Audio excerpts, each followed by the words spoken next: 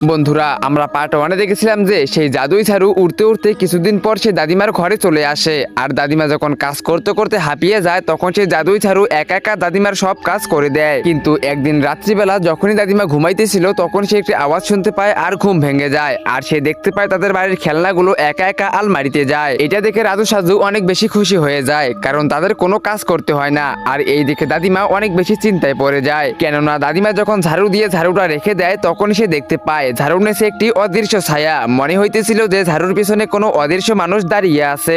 একদিন রাত্রিবেলা দাদিমা অনেক সাহস করে সে ঝাড়ুর কাছে যায় আর বলে, এই কে তুমি? তখনই ঝাড়ুটি একা একা ঝাড়ু দিতে শুরু করে আর বলতে থাকে, আমি সেই যাকে ওই সাধু বাবা জীবিত করেছিল, আর তুই অনেক পরিশ্রমী, তাই আমি তোর সব কাজ করে দেই। আর হ্যাঁ, যদি তুই কোনোদিনও অলস হয়ে যাস তাহলে আমি তোর অভিশাপ হয়ে যাব। আর এই কথা শুনতে দাদিমা অনেক বেশি ভয় পেয়ে যায়। তারপর রাজু সাধুর কাছে চলে যায় আর সব খুলে বলে আর বলতে থাকে, আমরা যদি কোনো কাজ না করি তাহলে সেই ঝাড়ু আমাদেরকে মেরে ফেলে এখান থেকে চলে যাবে, তাই আমরা নোংরা করব আর আমরাই পরিষ্কার করব।